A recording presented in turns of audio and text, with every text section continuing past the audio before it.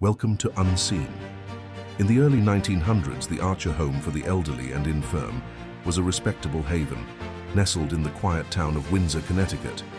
Run by the seemingly kind and pious Amy Archer Gilligan, it promised comfort and care in life's final chapter. But as the local media would soon discover, residents at the Archer Home were checking out far faster than they were checking in. Amy, who appeared so motherly as she helped an elderly resident into a chair, was presiding over a house with a dark secret, a secret hinted at by the unusual number of fresh graves appearing in the local cemetery. Police files from the era reveal an astonishing death rate. Between 1907 and 1916, at least 60 residents died within the walls of the Archer Home.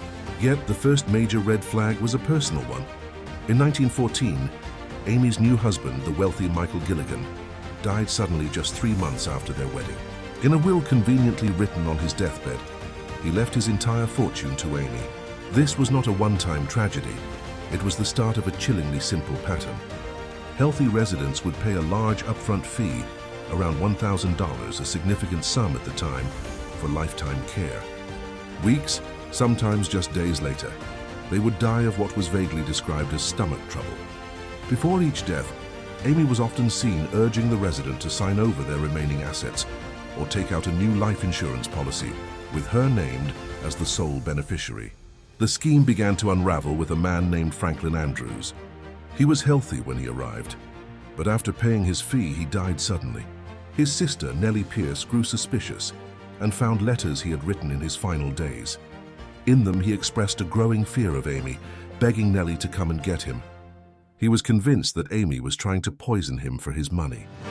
Armed with her brother's desperate warnings, Nellie took her story not to the police, who were initially dismissive of her claims, but directly to the Hartford Courant newspaper. It was a decision that would blow the case wide open and expose the horrors within the Archer Home. The Hartford Courant launched a full-scale investigation, publishing a series of explosive articles that dubbed the nursing home the Murder Factory. The resulting media firestorm forced police to finally act. They exhumed the bodies of Michael Gilligan, Franklin Andrews, and several other former residents. The autopsies revealed the horrifying truth. They had all been poisoned with massive doses of arsenic. Investigators soon discovered that Amy had been buying huge quantities of the poison, claiming it was to kill rats. During her trial, the matronly facade crumbled, and she was portrayed as a cold, emotionless killer. She was convicted of murder and sentenced to hang, though this was later commuted to life in a mental asylum. Her story of a sweet old lady poisoning men for money would become the direct inspiration for the famous play and film, Arsenic and Old Lace. Amy Archer Gilligan died 1962. Her quiet murder spree inspired one of Hollywood's most famous dark comedies,